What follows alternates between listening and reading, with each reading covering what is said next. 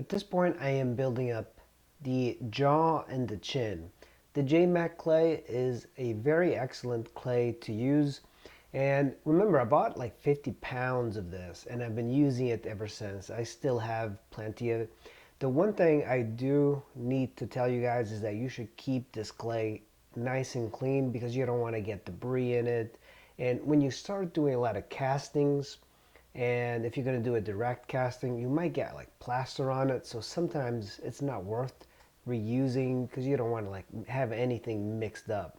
But building up the jaw and the chin is going to give Hellboy a little bit of a more menacing look. And of course he's got a more distinct superciliary arch and jawline and cheekbone.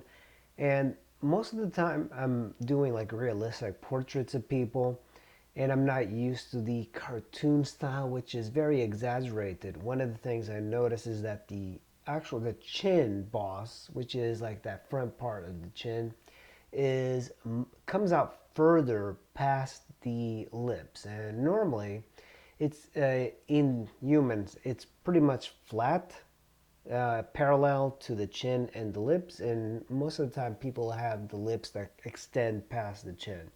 So one of the things I do is like I add the clay, and I'm using this tool that I made it's actually made out of a spoke of a wheel of a bicycle, and it has like little teeth, because I find that having the little teeth helps see the geometry a little bit better. Now this kind of oily residue you have here is actually like a paint thinner. It's mineral spirits, it's odorless mineral spirits. And what that does, it lets the clay kind of almost melt. It takes a little bit of a time for the clay to start melting. But using a bristle brush, the same bristle brush I use for terracotta, I just go around and I kind of smooth things. And there's a lot of stuff you can do with a brush, because when you want to get inside the eyes, you can kind of blend things a little bit better. And now at this point, we got to start working on the details of the horns. And horns, you can look up like ram horns. They're almost like tree rings. If you cut a tree, there's like the various rings and like various like scars on the tree.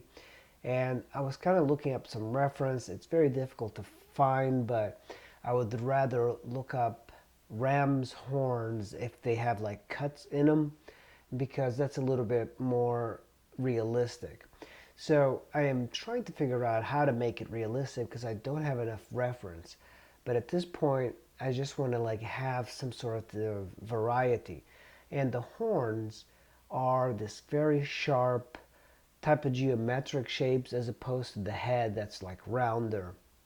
So it's going to give it a variety of line. So using that tool, I blend the two forms together. I am putting now a goatee on them. The goatee and hair on anybody is extremely difficult to do. So it's going to take me a little bit more time to sculpt the hair and the ears and all of this sort of stuff, but I believe I have about one more session. Alright guys, I really appreciate it, and thanks for watching this video, and stay tuned to the finishing of Hellboy.